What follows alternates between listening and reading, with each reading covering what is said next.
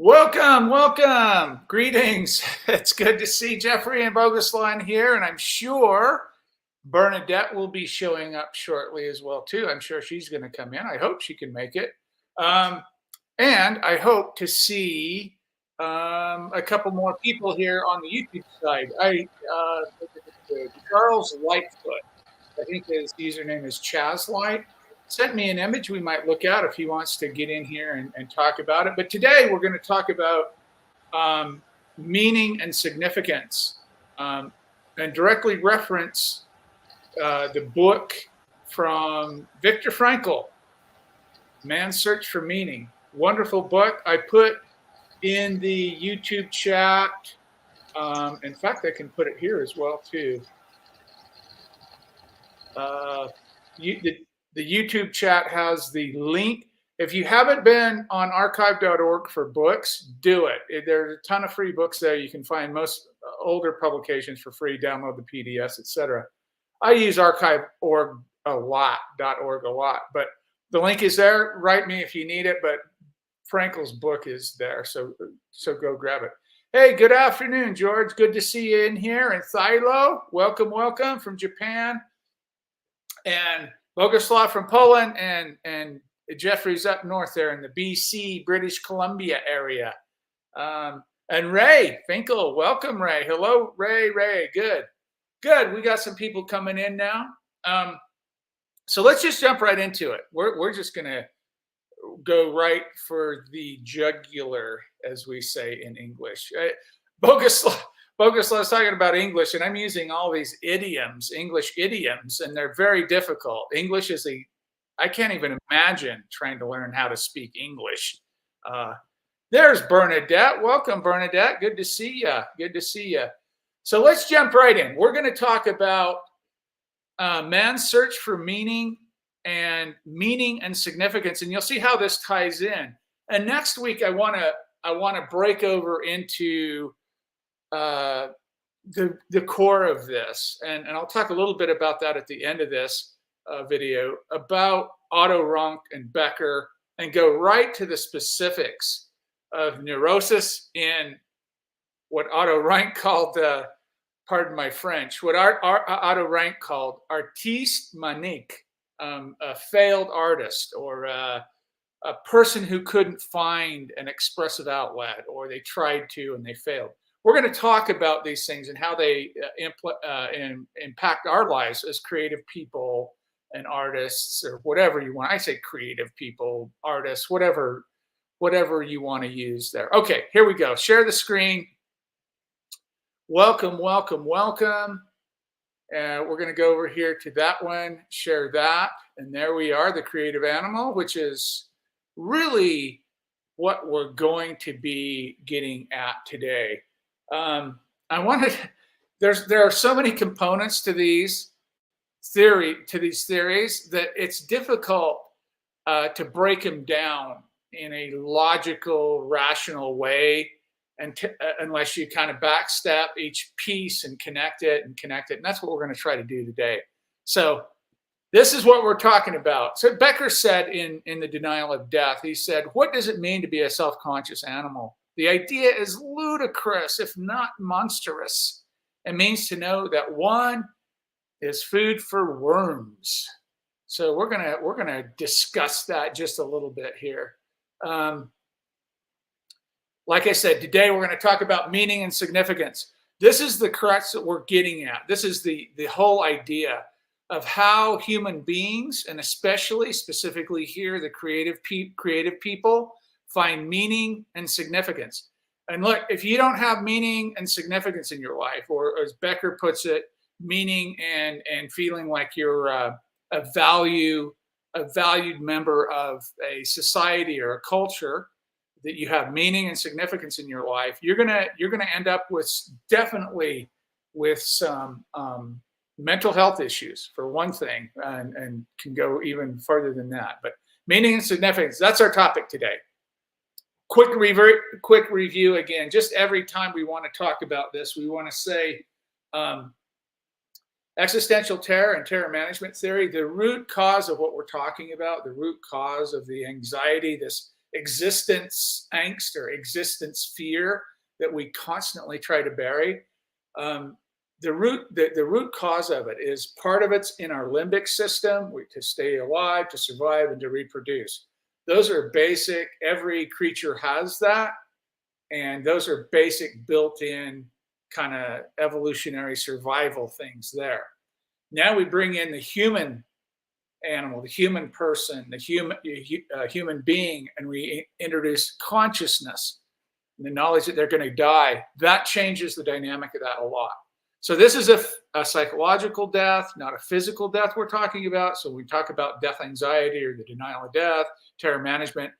Like I said a million times, people, I don't think about death. This is no death, blah, blah, blah, right? This is not about a physical death. This is about not existing any longer. And the psychological baggage that comes along with knowing that you won't exist anymore. So this is the conflict drives your creativity, drives your need to create, trying to produce some type of immortality, right? This is symbolic immortality through art. We leave something behind that will endure, or at least we think it will. And that makes us psychologically feel better about being here. So that's the gist of it. We're going to start off with just a short video. If you'll listen to this, it starts out kind of weird.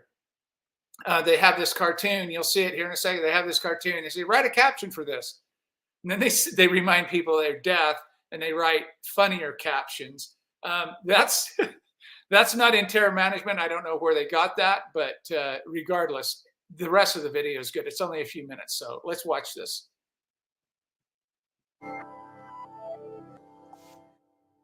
Okay, how would you caption this image? Joe? You guys have anything except Cat Fancy magazine around here? Woof. Anna? I don't know how to tell you this, but you're adopted. So, researchers asked this question in a 2013 study, but just before they asked, some participants were instructed to think about death. The researchers found the participants who were asked to think about death wrote funnier captions, meaning an independent panel sat down and judged their captions to be more humorous. Thinking about death has all kinds of effects on your life that you may not expect. Back in 1973, Ernest Becker published The Denial of Death, where he argues that all human action is taken to ignore or avoid the anxiety generated by the inevitability of death. In the caption study, humor is one way to cope with the idea of death. It's an anxiety buffer, a coping mechanism to make you feel more comfortable. Becker's work inspired terror management theory, which, quite similarly, suggests that thinking about our mortality influences our behavior. There are ways where this seems pretty logical, like how the thought of death makes us more generous. For example, one study found people who think more about their own death are more likely to donate blood. People diagnosed with a terminal illness or those who have a near-death experience tend to focus on more positive things in life. But for the most part, thinking about death has surprising effects. One of the biggest claims of terror management theory is that thinking about your death intensifies how your values affect your actions. After judges ruling in prostitution cases answered questions about their own mortality, they set much higher penalties. On average, they set a $455 bond compared to a $50 bond from judges who didn't complete the personality test. Being reminded of their own mortality can actually cause younger people to behave more recklessly. They adopt a #YOLO. "you only live once" mentality. In a series of studies, participants were asked to write about what would happen to them if they physically died. Following this task, those participants were more likely to show reckless driving behavior, like running a red light or speeding. And even when people were shown a film about car accidents, they still drove over the speed limit. It's kind of ironic that these reminders of death promote reckless behavior. In a way, people think they're invincible. While avoiding death is instinctual to all animals, fearing death is unique to humans.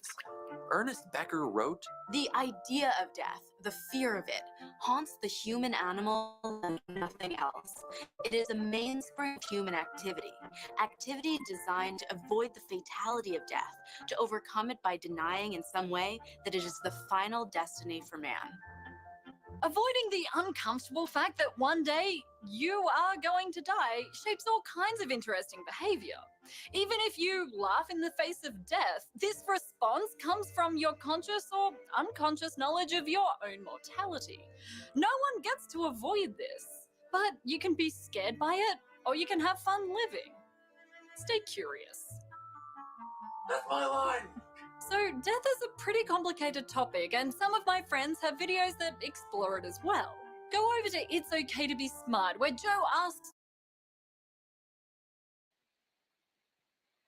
So again, just reiterating, there's a lot of different types of ideas out there, or different presentations about these theories, but they'll all come back around. This was a little mild. She referenced terror management, the worm at the core, and those empirical studies about the Tucson court judges and putting the bail at $450 for the judges that were reminded of their death, and the ones that weren't reminded of their death set a bond of $50. She's just trying to show the impact, right? And what we're concerned with, or what I'm concerned with specifically in sharing with you, is the impact that mortality has on creative people and the driving force through there. So the first thing, obviously we have to address is the idea of meaning and significance. And what this does, Viktor Frankl, if you're not familiar with Viktor Frankl, and I put the link in to archive.org, you can download the Man's Search for Meaning. I recommend you read that and look at how a Holocaust survivor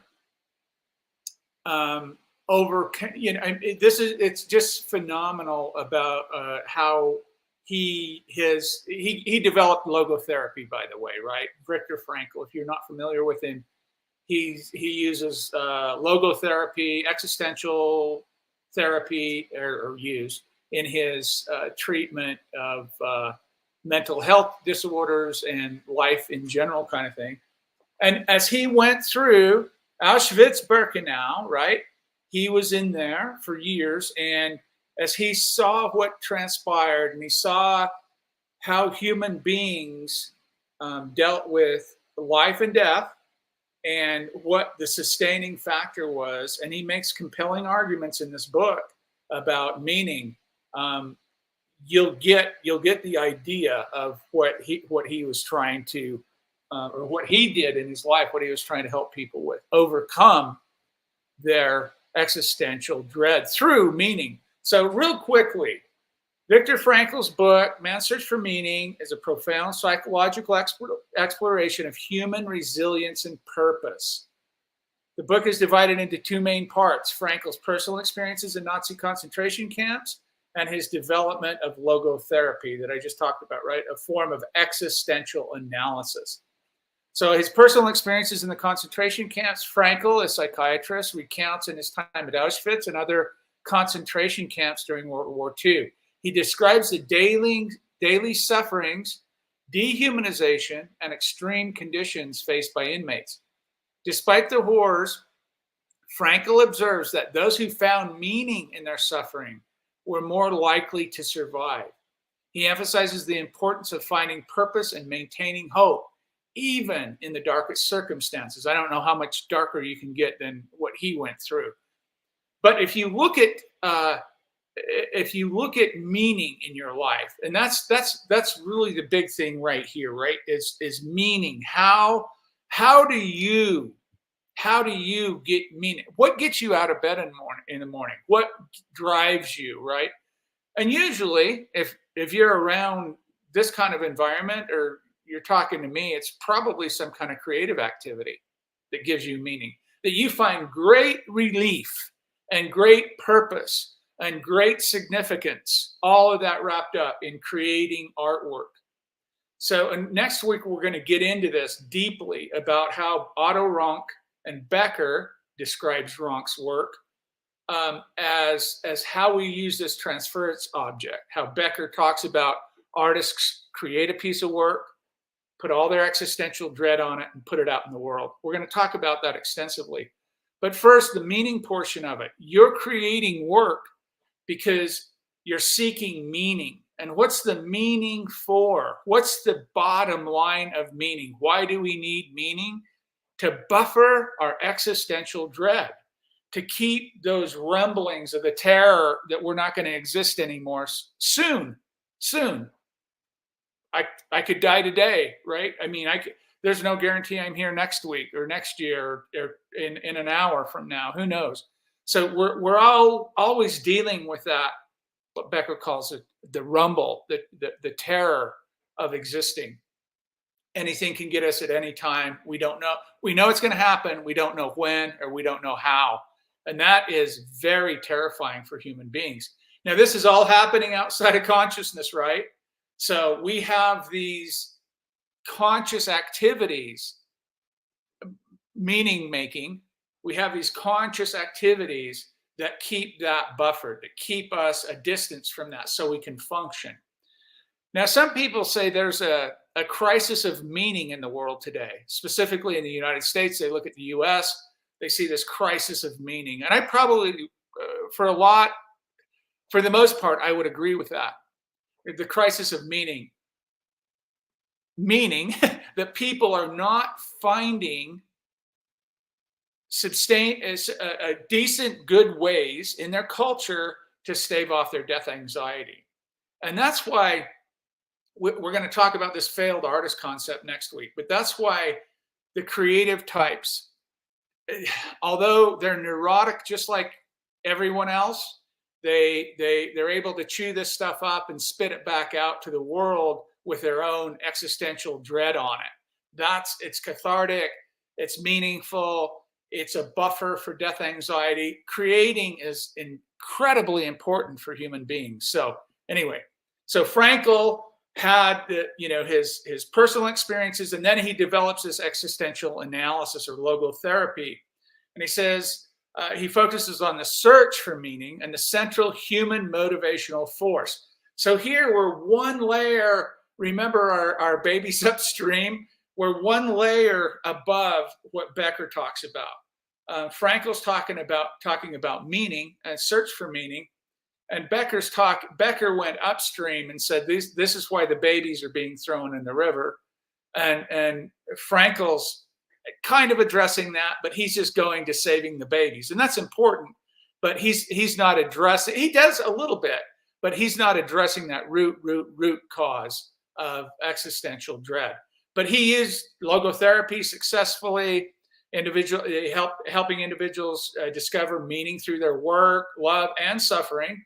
And if you read The Myth of Sisyphus by Albert Camus, Albert Camus' book talks deeply about, who Sisyphus was, right? He was a failed god that was, tasked with pushing the boulder up the hill and rolling back down, pushing it up, rolling it back down.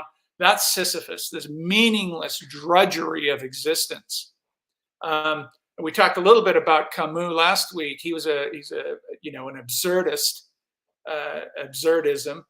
And he actually turns that whole myth of Sisyphus, rolling the hill up and down, up and down, up and down forever, not as a meaningless task, but finding meaning in that meaninglessness. And that's what Viktor Frankl would also encourage people to do that way. So he said, Frankl's outlines the concepts of existential frustration, the existential vacuum, and the three main avenues to finding meaning: creating a work or doing a deed, experiencing something or encountering someone, and the attitude we take toward unavoidable suffering. And someone here over time, the times we've been meeting, talked about, maybe it was Michael, it may have been Ray, I'm not sure, one of them talked about suffering. And Frankl would argue living is suffering, no doubt about that. But Frankl would argue suffering with purpose, suffering with meaning, kind of like Camus talking about Sisyphus and rolling that boulder up the hill and having it roll back down. So Man's Search for Meaning is both a harrowing memoir and an inspiring guide to finding purpose in life. Frankl's insights highlight the strength of the human spirit and the critical importance of meaning in our lives. And that is absolutely true. Logotherapy, the will to meaning, meaning in life, and three main avenues. We just talked about those. I find this fascinating, and I understand it to a certain degree.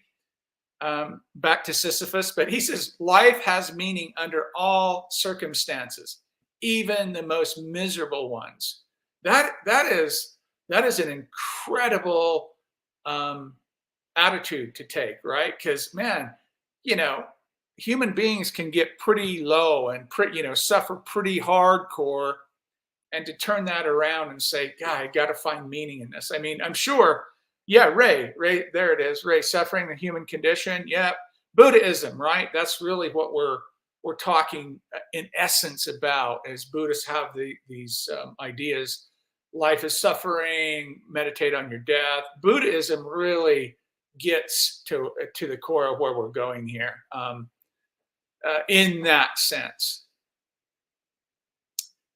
We find pleasure in changing suffering. Interesting. Okay, yeah. I don't think we can ever get out of suffering. We'll always suffer in some way, mental, physical. We'll suffer. Physical conditions will suffer in some way, but I don't know that we can ever actually get out of it. Frankl also believed that each person had a unique mission or purpose in life, which they must discover, right? You must discover that. And then the three main avenues. And we're interested in all of them, but the creative values, really, that's what we're talking about kind of in these sessions that we're getting at. The existential frustration and existential vacuum. So frustration occurs when an individual's will to meaning is blocked. That's a problem, right? So if you don't have a way if there are no outlets for this, we'll talk about it again next week, but these things are going to build up inside of you, and they're going to present themselves in a not so great way. And the existential vacuum is a state of inner emptiness and meaningless that people may experience, often manifesting as boredom, apathy, or a sense of purposelessness. Now, for most of my life, I have never understood when people say, I'm bored.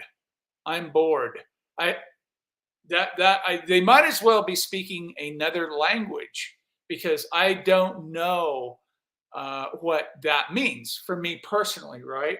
So boredom is a sign. If you're living in this or going through this, boredom is a sign, if you're using that word, that your culture is not providing you necessary constructs or the illusions that you can get behind and find meaning and buffer your death anxiety. That's a clue.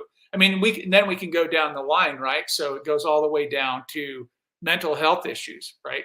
Depression and these other kinds of things. Apathy and a sense of purposelessness. That's when you're getting into the mental health arena, I think, really hardcore at that point. My culture isn't giving me anything. I reject everything in the culture. Nothing's significant for me to lean on, to buffer my anxiety. I'm bummed out. Life is meaningless. There's no purpose, that kind of thing, right? That's, according to Frankl and Becker as well too, most of them, that is the core issue of depression. One of them coming on when you talk about mental health. Oh, Michael said, yes, this is Buddhism. We are living in samsara. Okay, yeah, there you go. Hitler was rejected as an artist in his youth. Maybe the accepting wouldn't have gone. So, yeah, you know what? That is a very, I've had discussions about this before, right?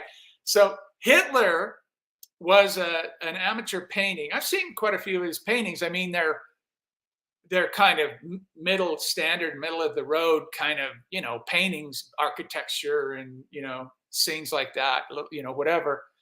Nothing like, wow, mind blowing, or this is interesting. But he applied to this school, the Art Academy in Vienna. And I remember when we were in Vienna, we were on the streetcar and we went by, and it goes right in front of that academy. And everybody's, But you're right, he was rejected from art school.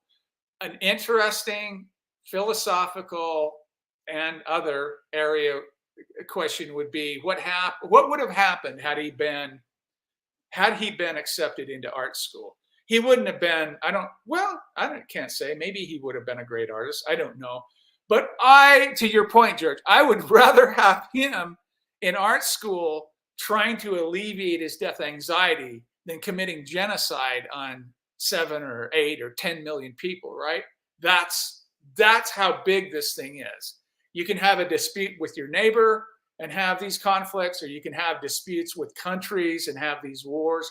This is the genesis of all of these problems, this condition of our knowledge of our mortality. It drives so much human behavior. Like Becker said, he believed it was the mainspring of human activity. And then define power of the human spirit. Even in the face of suffering, people can find meaning and maintain their dignity. Suffering can be a source of meaning if one faces it with the right attitude. Read the book. He goes into this. It's very powerful. And I wanted to just share those ideas with you about Frankl. It's an important book to read. It's along the topic we're talking about, and his experiences in the camps. It's incredible. And if you're into existential analysis or existential psychotherapy or existential psychology, which you are a little bit because you're here, you'll find that book fascinating. And you can read it on archive.org. So you don't have to buy it. You can just get the PDF there or read it there. So let's go on to this idea of, I want to talk a little bit about this word animal. Animal is a word that really can get people like riled up. And I want to talk a little bit about why that is. So if you look at the word mammal, you'll find out what mammals are, right? Generally, human beings are mammals, your dog and your cat and your cow, and you know what a mammal is, right? So a mammal isn't the problem. The problem comes when we talk about the word animal. Animal. Anybody here consider themselves an animal? Would anybody admit to saying that they're an animal? Do you think of yourself as an animal? Anybody? Ferris, Bueller, Ferris, anybody? No, people are very, very reluctant, and I understand why, to admit that they're an animal. And because the reason for this is Becker makes it very clear in The Denial of Death, and actually some of his other books he touches on the topic. Michael says yes. Yeah. Okay, good. There's a couple. Michael and Chaz. Yeah, good. There's no denying it. We're just, what's happened here, Silo. That's how I want to answer it too. Definitely an animal, yeah. What's happening here is Becker says we have such a hard time admitting that we're animals. And that's where these terms come from, like, beat a dead horse, dirtier than a dead dog, whatever these phrases are, right? Pigs in mud, all these kind of derogatory. Oh, these are funny. I was a party animal when I was younger. Yeah, that's a good one, right? And when I'm hungry, there you go. We'll get to that one, Chopper. But to admit that you're an animal, it's really kind of degrading mentally, because we use these vulgar terms about animals. We put them down. We kill them. We dominate over them.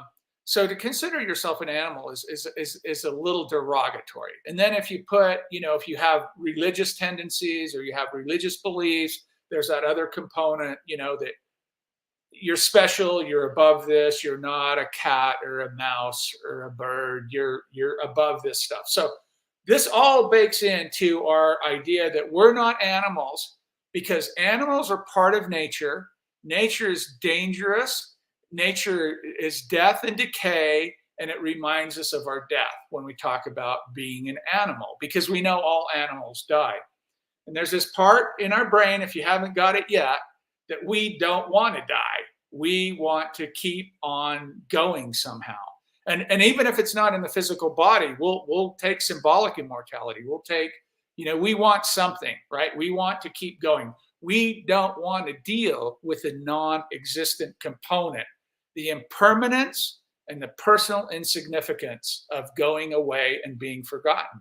Because you know what? We can sit here and we can say, God, you're a great artist, Jeffrey. Oh, you're a wonderful, person, Boguslaw. You're a incredible photographer, Bernadette. You can go on and on and on about all these great compliments, and they're all probably true, but they're meaningless because we'll all go away. This will all be forgotten. Nobody will ever see this in 100 years or 500 years. At some point, 5 million years, the Earth won't probably even be here. So the farther you extend it out, the more insignificant you become. And there's this weird crossover period. In psychology, they call it cosmic insignificance. And if you've ever gone out at night and stood and looked at the stars, and you look at how tiny you are and where you're at on the world and in the universe and in your own little place and your own tiny little speck, and you realize how insignificant you are, that's a good way to kind of buffer and put things into perspective. But anyway, so I just want to share a couple of things with you here. This is really, I think you'll find this interesting. Let me read this from Becker first. And I've read parts of this before, and then we're going to move into this area about what he's describing here. We might call this existential paradox a condition of individuality with finitude. Man has a symbolic identity that brings him sharply out of nature, right? Again, above, right? He is symbolic. He is a symbolic self, a creature with a name, a life history. He is a creator with a mind that soars out to speculate about atoms and infinity. It's just so powerful. The writing is so good. Who can place himself imaginatively at a point in space and contemplate bemusedly his own planet. So, Kierkegaard said this. It takes an incredible apparatus, a huge forebrain, to think about ourselves in an outside objective way and to analyze ourselves that way. And Becker's kind of getting at this a little bit here by saying we can contemplate 20,000 years into the future, some spaceship we dream up in our head, and then we make it real. And this all comes back to creativity. The immense expansion, this dexterity, this ethereality, this self-consciousness gives to man literally the status of a small god in nature, as the Renaissance thinkers knew. Yet, at the same time, as the Eastern sages also knew, man is a worm and food for worms. This is the paradox. He is out of nature and hopelessly in it. He is dual, up in the stars and yet housed in a heart-pumping, breath-gasping body that once belonged to a fish and still carries the gill marks to prove it. So you think that might be a little bit hyperbole, but actually it's not. And we're going to jump in here and look at that. That's where the problem starts. Michael says this. That's where the problem starts, when we think we are better than other living beings. Yes, this is the point of today's talk. Really is putting ourselves in our place and understanding where we're at and understanding everyone's condition. Right? We haven't gotten to Zapfa yet, but he talks about the brotherhood of suffering, the brother and the sisterhood and all the hoods, all the hoods of suffering, meaning that it's incredible what creatures go through, and you don't need to add to that by some will to some kind of supremacy, and that's what we're talking about here. So let's talk about this vestigial organs. Have you ever studied this? This may put in perspective some of these ideas that who we are. And the bottom line is we have to first come to terms with that. We have to first recognize our condition, be honest. I always quote Jung, by saying making the unconscious conscious. So, it won't direct your life, and you call it fate. You take control, and you know who you are. So starting with this, so these leftovers about being, something that we think we're not. So the wisdom teeth, early humans had larger jaws and more space for teeth, and brains have grown, leaving less space for wisdom teeth to develop properly. It's ironic here. I had to have all my wisdom teeth pulled. I must be some kind of Neanderthal, right? Though, I mean, I have a lot of Neanderthal blood in me. But so some people don't have wisdom teeth. Some people are born without them. The appendix, right? We know this. Plant-eating animals, the appendix is much larger and helps digest cellulose. In humans, it's small and its function is unclear, though some research suggests that it may support the immune system. I'd never heard that before, but there is a little bit, that nothing really proven. The tailbone, known as the cocox, I'd have to have somebody come in here. I don't know how those medical terms, coccyx, maybe, I don't know, something like that. This is a group of fused vertebrae at the base of the spine. Some speculate that tails may have gotten in the way when we became bipedal, right? So that's another thing. This is just kind of all, evidence of what we really are. This is funny, and we talked about this in the Worm at the Core. Body hair. Remember the story about Caesar? Caesar had every hair plucked out of his body. And hair is just we just don't we just don't like it. Why don't we like hair? Because it reminds us of animals. And we don't want to be in that situation. I mean, we love animals, right? But we don't want to be one. We want to elevate ourselves, like that first thing we talked about. Ear muscles. I bet you never heard of this one. Maybe you have. I don't know. But I can move my ears. See that? I have a little bit of leftover right there. And this, you see your dog or your cat doing this? Those are the little muscles left over to grab the sounds. We don't need that anymore, right? We have this, and we don't need that. Really fascinating stuff. And then here, as well as fistulas, tonsils, and male nipples, by the way, too. So that's another interesting portion of the equation right there, right? So this, and here's the books we're using. And I didn't put the Frankel's book up there, but that's where we're at on the books. Let's talk about this for a couple of minutes, and then we're going to go look at Chaz Light. Charles photograph. I put it in here, Charles. So get ready, okay? You're on deck here for just a second. So next week, this is where we're going to start getting into the kind of the core of where I want to go. This is this right here. This paragraph is the core of my studies. This is the absolute body. These are the words that I'm basing so much of my work off of. This is from The Denial of Death.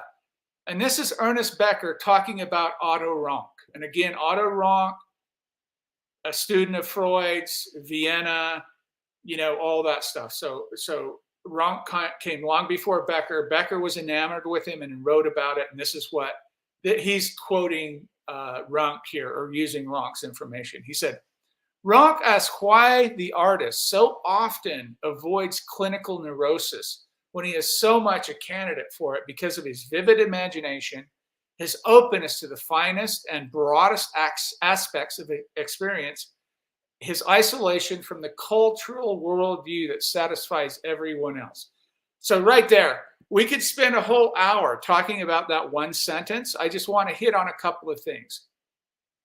So he's addressing, artists often avoid clinical neuroses, right? They avoid this.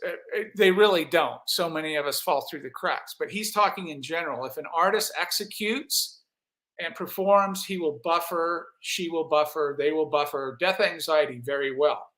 But they're a great candidate, vivid imagination, open to these things, experiences, ideas, and then isolation from the cultural worldview that satisfies everyone else. So now we go back and we say, what about that person that can't find something in their culture to lean on to buffer their anxiety?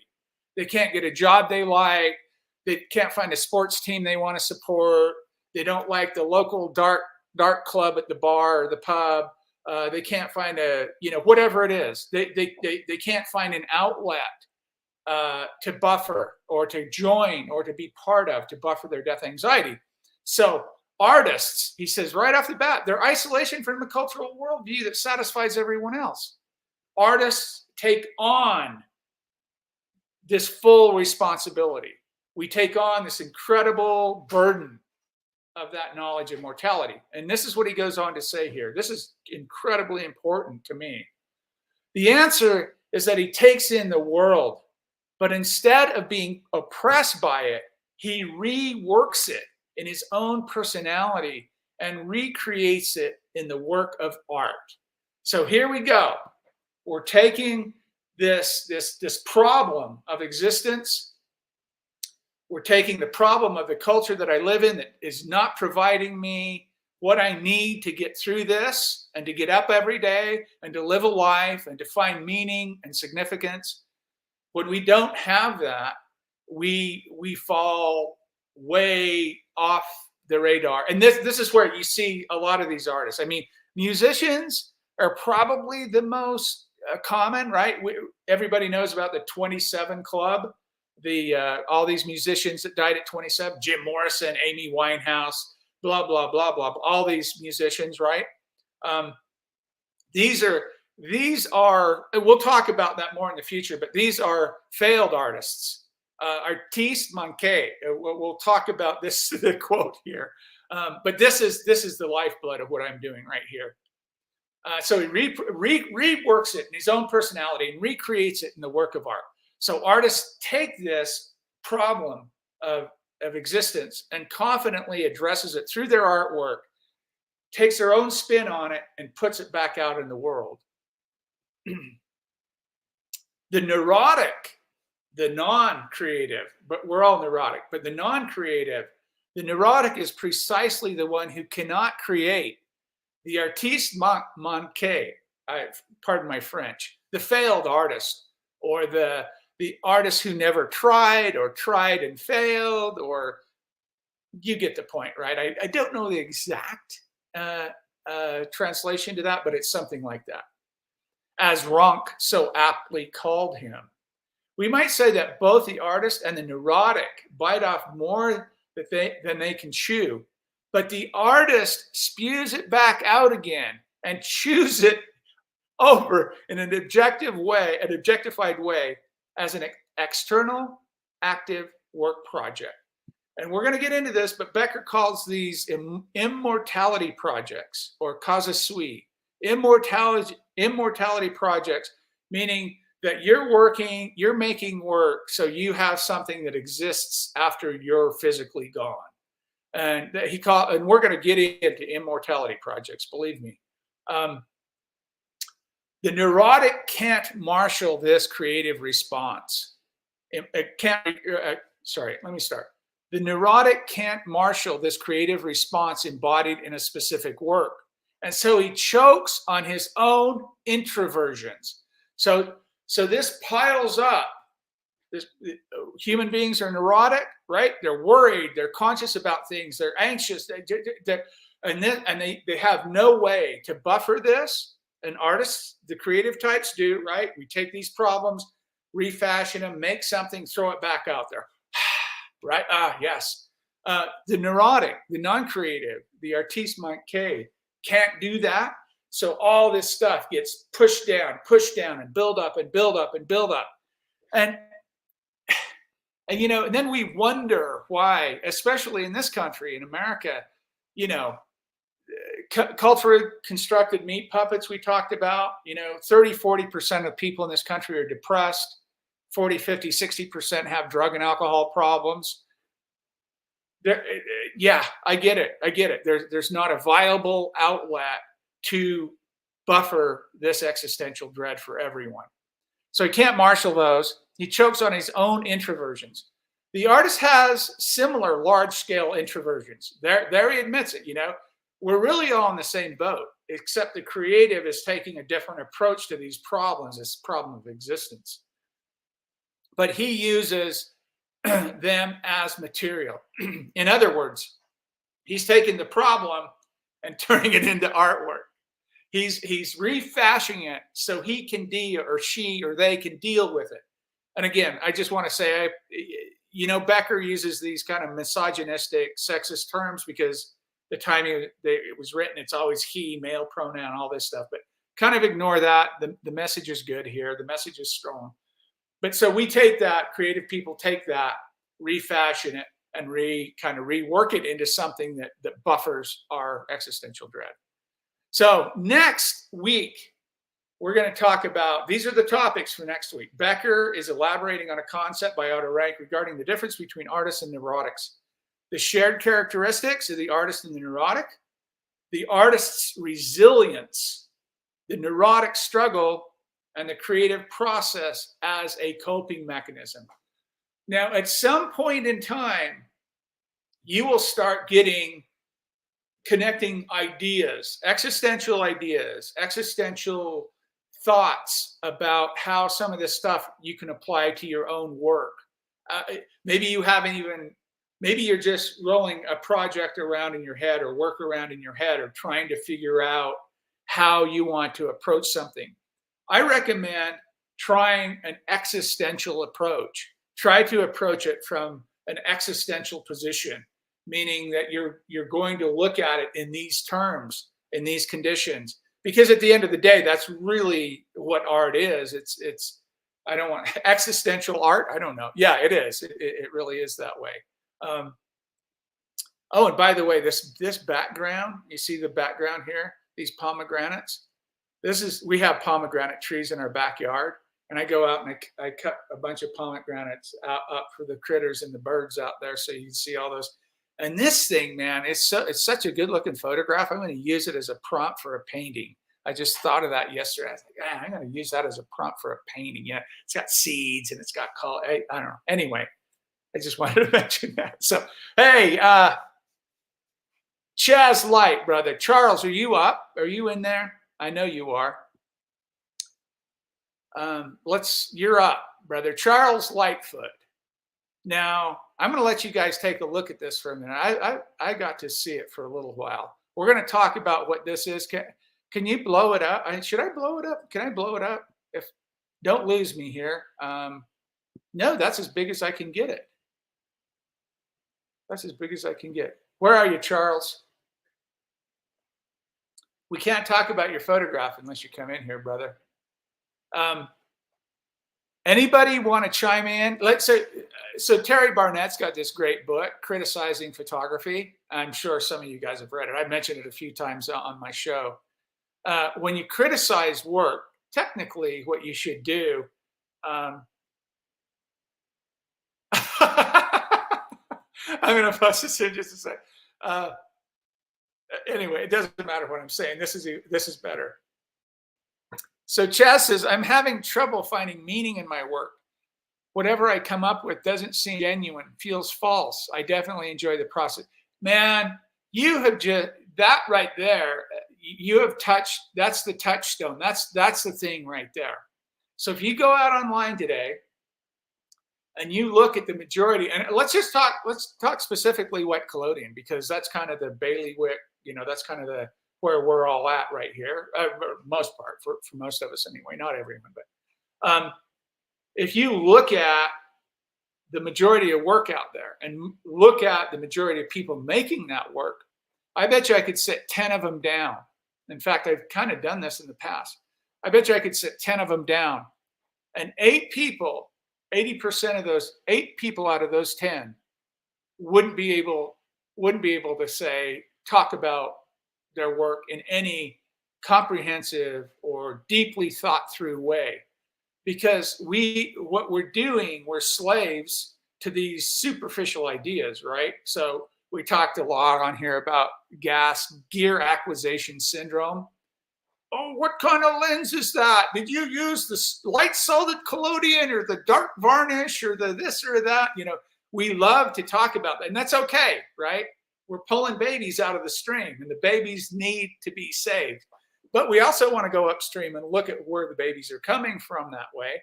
So most people online today, with the exception of very few, would have a very, very difficult time talking about their photography. Any work, they'd have a very difficult time.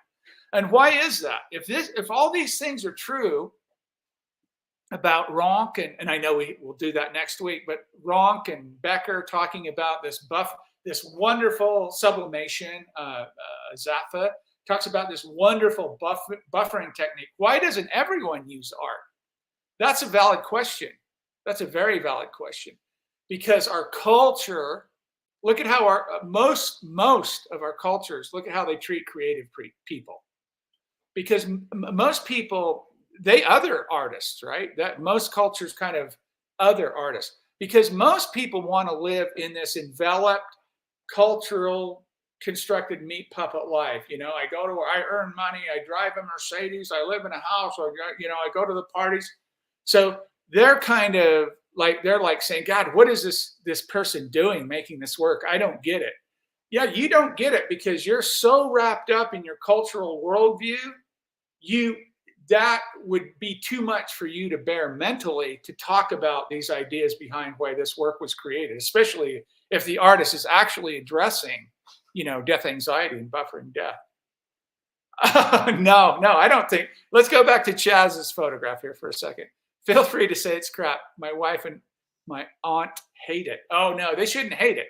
But what we do want to know, I started off on this Terry Barnett rant criticizing photography. You first describe the photograph or describe the artwork, right? So I would describe this. How would you describe that? Okay, it's square. To me, it looks like a platinum palladium print. I could be wrong. And Jeffrey asks, is that a Van Dyke or an albumin or salt? Those are good questions. I'm going to say it's platinum. What is it? Because I don't know what it is, so I'm not sure. He'll tell us. I don't think it's crap. I think it's interesting. The square format is interesting. I love square format. I've worked in it a lot for reasons. Oh, it is a salt print. Okay, cool. Nice salt print. Way to go, Jeffrey. A salt print. And how did you get? This is a wet collodion negative, right? So this is a pretty dense negative to print that well on salt paper. I see teeth. I see some kind of dentures, some kind of, I don't know, a frog. I think I see a frog there in between the teeth. And then I see a mirror, something reflective that's showing the reflection there. Okay, yes, it's a dense negative. Okay, Charles, give us the lowdown on this. What is it? Describe this image for us, and I'll put it up. Oh. There you go. Boy. Tempus fugit, memento mori. Yeah, anybody speak Latin? I don't. Tempus fugit, memento mori. Time is fleeting. You will die. That's very, the skull, the Dutch vanitas with the skull and the burning candle and the clock. Go look at some Dutch vanitas and point out the visual items that all represent time and death. They'll all correspond to time and death. So a human skull, I did not know that. That looks like a frog. Yes. Can I see something? Yes. I see a man eating a bird. A man eating a bird. That's interesting. I see like a bird skull and the teeth, and then I see wings at the bottom. That's what I see, Yeah. Which I think is interesting, kind of like a freedom, movement. I see a lot of movement in this. Yes. Really cool. And that's, I don't know if it looks like it's on the negative, this abrasion, something scraped the emulsion or something. It gives this kind of zoom look to it. Yeah, it's great because you got to really, like Jeffrey's doing right now, you got to really look at it like, what is that? Yeah. that makes a great art. Yeah, it can for sure. And it's great for us because we get to come in and look at it, and then we project our own anxieties and thoughts and our own interests on it. My concern would go back to Charles and say, okay, that's what the viewer gets out of it. Or Bernadette just gave a great example of what she thought it was and what she sees, and that's wonderful. But what does Charles get out of it, right? Charles gets here in this session, Charles gets a little bit of a self-esteem booster, right? Somebody says, "Oh, I like it. That's a good-looking image. Ooh, that feels good," right? And that's good. That's a good thing. But Charles would get a lot better buffer or a lot more buffering for a lot longer time if this was connected consciously, not outside of consciousness. And I think it is connected outside of consciousness. I don't think he's making the connection yet, but he will eventually. If it's connected to his own existential dread, and he can articulate that. And that's where the viewer, that's where the artist is going to get the most value, being conscious of this process, and the viewer will get the most out of it because we talked a little bit about narratus, Homo narratus, right? The storytelling creature, right? That's what we are. So yeah, storytelling is hugely important.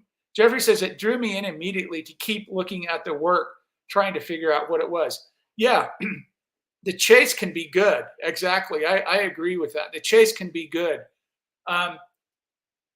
The problem, there's two problems with that.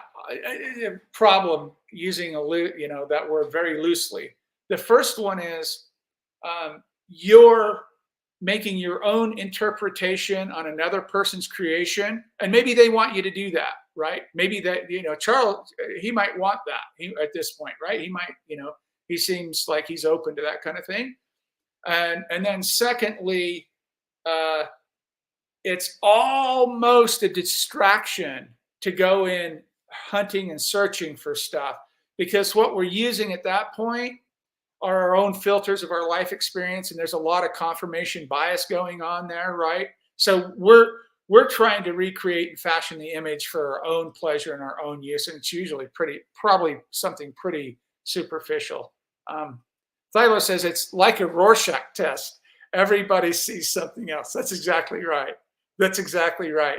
This is a great candidate for a Rorschach test. If you don't know what a Rorschach test is, it's a psychological test. They show you these objects. You see a butterfly or an old lady, and they claim, they can deduce your mental illnesses from that kind of thing. Yeah, good point, Thilo. I like it. So that's great. I mean, we don't need a didactic panel to show a couple of photographs in here. No problem. We're just kicking around, throwing some ideas out, wondering what it's all about. And the bottom line for me, if you get any value out of this at all, is to present these ideas in a way that you can over time assemble them, fashion them in your own way that you need to be able to address what you're really trying to address. I just want to help you get to where I feel like I was led down through these theories, creatively speaking. And it opens up a whole avenue of work to do, right? I'm actually doing work on the theories themselves. I get that. I understand that the intellectualization of death anxiety. I'm not trying to intellectualize it away. It's coming from me too. The Grim Reaper spares no one. So I know I'm not getting out of it, believe me. But I am saying that with these theories, if an artist is open, if a creative person wants to try to address and really get to the deep root cause of why they're making the work and understand that and then share that with people, man, the greatest thing would be to have a group of people, a group of artists be able to say, I work in this genre. You don't work in, Dada, you don't work in, Impressionism, you don't work, landscapes or whatever. You work in terror management or death denial kind of work, right? That whole thing we talked about before of a movement. This way, the work is, and I've only seen one painter actually. His wife died. I can't remember where he was at, but his wife died, and it'd been years, and he was a painter, and he did a whole series of paintings about Becker in connection with Becker's theory and the death of his wife and these paintings. So I think that's probably the most valuable thing we can do for the general viewership, for ourselves primarily, then for the viewership of our work, to impart not just good feelings, but throw a pebble, throw a little stone in their shoe, right? Make them think about this stuff once in a while. It's, oh yeah, that's right. I am going to die. Ouch. Make them think a little bit about it, and you can. I think it really does help people. I mean, I really do think, and I think any good Buddhist would tell you that. I think any good psychotherapist would tell you that, or existential psychotherapist anyway. And it can be very potent and very powerful. So, having said that, if I appreciate you sending that though, Charles. I appreciate it. At least we got to have a little bit of a conversation. So the next meeting, saving that we don't end up here in that lot right there. Next meeting we'll have the first kind of deep discussion on Otto Rank and Becker's directly addressing that quote that I talked about in those items that I listed out. We're going to spend the whole time on that. And if anybody has some work, and I appreciate the email this week. Fred, I know you're probably not watching live right now, but I appreciate Fred's email. I appreciate hearing from Bernadette. I appreciate hearing from Jeffrey and Boguslav. I appreciate all the email. Charles, everybody, I appreciate it. And Michael sent me some. These are good conversations to have, even in passing, right? This is nothing. We're not going to change the world. We don't have any grandiose plan. We're just people, human beings that like to create stuff, coming together to try to figure out why we're doing what we do when we do it. That's all we're doing, really. And then try to help each other. And really what we're trying to do, we want to buffer each other's existential dread as much as possible. So we want to be encouraging that way. So that's it. I made my hour and 2 minutes. So if you have anything for me this week, send it, pass it along to me. Get ready next week. We're going to go right into the core of the subject. I think you have some understanding of terror management theory, right? Couple of short little videos and stuff. Just get those basic ideas in your head. And then now we're going to drill down and get specific with the creative life and spend a few weeks on that and let's try to interact. I'm going to bring some more people in here, I hope, and we'll try to get some more work to look at. I'd love to have the creative person, the artist, talk about their work if they can. And if not, that's fine too. Throw it out there. Let's see what happens. Oh, Chaz put one more thing up here. He said, Dead Friday, skull, glass reflective. I saw that, water and lens. Okay, there you go. Perfect. Okay. Thank you, ladies and gentlemen. I appreciate you coming and hanging out with me for an hour on a Saturday. Come back next week if you're free, and we'll continue our discussion on death anxiety and terror management and art, that intersection of those things. So stay safe, stay healthy, be grateful you're above the ground, and I hope you're above the ground next Saturday as well, even if you're here or not. And I hope to see you next week. We'll see you. Ciao, ciao. Bye-bye.